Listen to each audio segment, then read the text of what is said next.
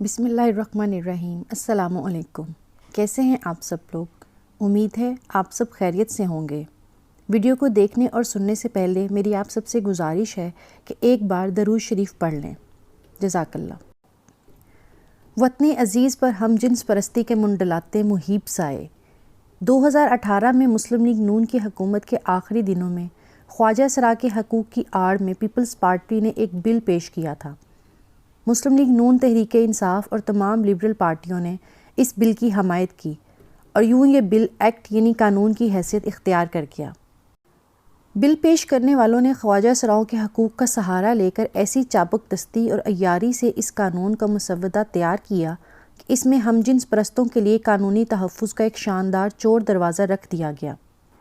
اس طرح ہم جنس پرستی کو باقاعدہ قانونی تحفظ فراہم کر دیا گیا ہے۔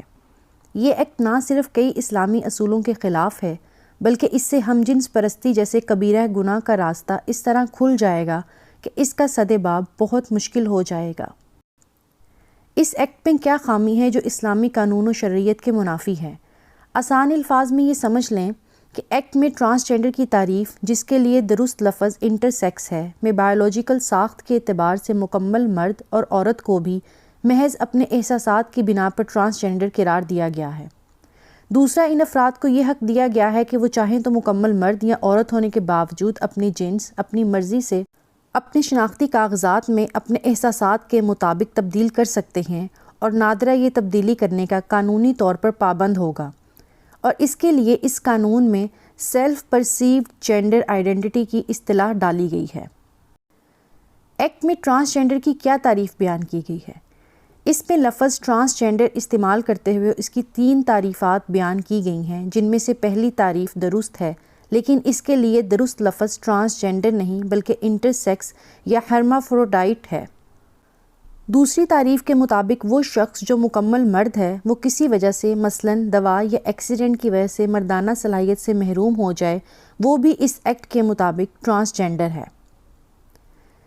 حالانکہ وہ مکمل مرد ہے۔ اس کے احساسات، جذبات، اس کی بایولوجیکل ساخت مردوں کی ہے، صرف اس کی مردانہ قوت زائل ہونے سے اس کی جنس ہرگز تبدیل نہیں ہو سکتی۔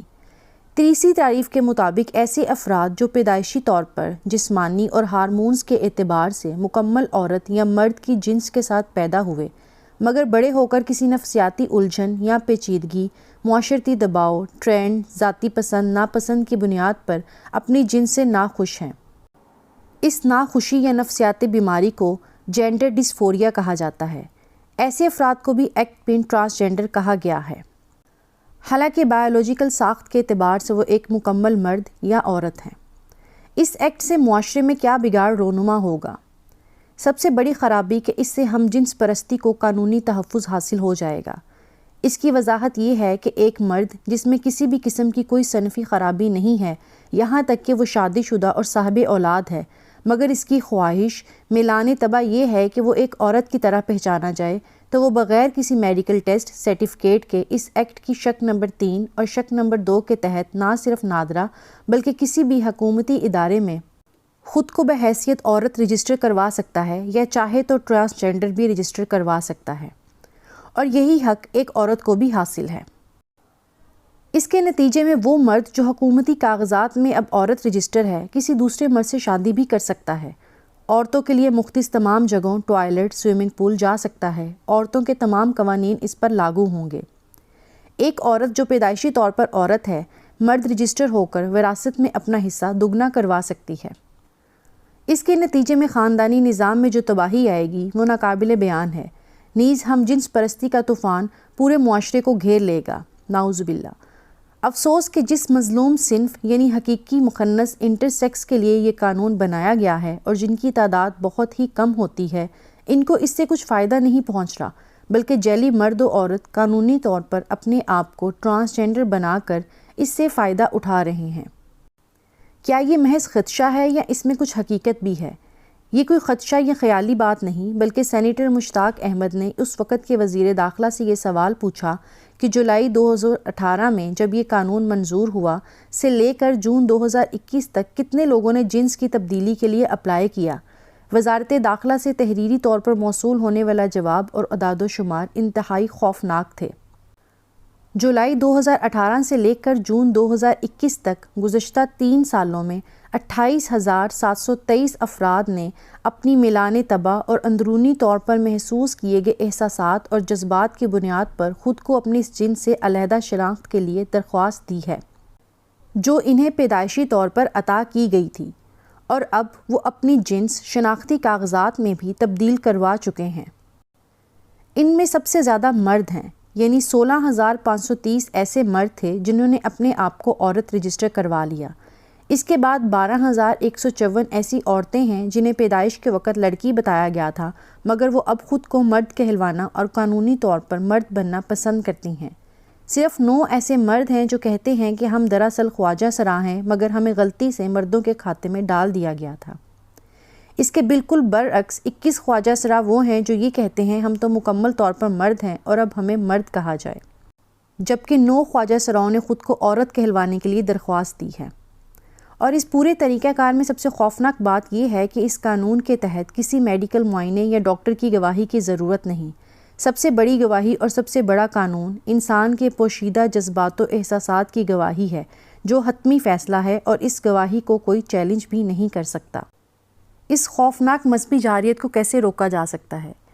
جماعت اسلامی کے محترم سینیٹر جناب مشتاق احمد خان نے اس ایکٹ کے خلاف ترمیمی بل سینٹ میں پیش کیا ہے اور آج کل اس پر بحث چل رہی ہے۔ محترم مشتاق احمد خان کی ترامیم: اس قانون میں ٹرانسجینڈر پرسن کی تعریف نمبر 2 اور 3 جس میں مکمل مرد و عورت کو ٹرانسجینڈر قرار دیا گیا ہے وہ ختم کی جائے۔ ٹرانسجینڈر کے لیے جنس کا تعین سیلف پرسیو جینڈر آئیڈینٹی کی بجائے میڈیکل بورڈ سے مربوط کیا جائے۔ تمام علماء کرام، اسلامی تنظیمیں اور اسکالرز اس کے خلاف اٹھ کھڑے ہوں اور اسلام اور آئین سے متصادم اس قانون کے خلاف ہر ممکن جدوجہد کریں۔ ہم کیا کر سکتے ہیں؟ اس قانون کے خلاف ہر مسلمان سب سے پہلے خود یہ سمجھے کہ مسئلہ کیا ہے، سوشل میڈیا پر آواز اٹھائے، اس حوالے سے مستند مواد کو زیادہ سے زیادہ آگے شیئر کرے، سینٹ کی قائمہ کمیٹی برائے انسانی حقوق کو ای میل اور خطوط لکھے، الحاح کے ساتھ اللہ کی بارگاہ میں دعا کرے اور استغفار کرے۔ آخری بات، کسی گناہ میں مبتلا ہونا بہت برا فعل ہے، لیکن اس گناہ پر اصرار، نڈر اور بے خوف ہو جانا ایسا بڑا گناہ ہے جس پر اللہ کا عذاب نازل ہو جاتا ہے۔ ہم جنس پرستی بذات خود اتنا بڑا گناہ ہے کہ اس پر قوموں پر عذاب نازل ہو جاتا ہے، لیکن اس ایجنڈے کو آگے بڑھانے کے لیے حکومتی سطح پر باقاعدہ قانون سازی کرنا بہت بڑی جسارت ہے۔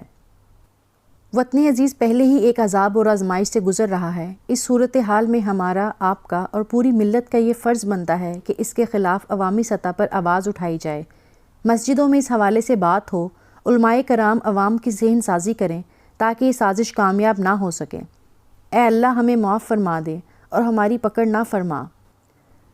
پھر ہم نے ان بستیوں کو الٹ کر ان کو اوپر والے حصے کو نیچے کر دیا اور ان لوگوں پر کنکر کے پتھر برسائے۔ اس واقعے میں اہل بصیرت کے لیے بہت سی عبرتیں ہیں اور ان کی یہ بستیاں لبے سڑک واقعہ ہیں۔ اللہ تعالی ہمیں اس گناہ کے خلاف آواز اٹھانے کی اور اس گناہ سے بچنے کی توفیق عطا فرمائے اور ہمیں معاف کر دے۔ آمین ثم آمین۔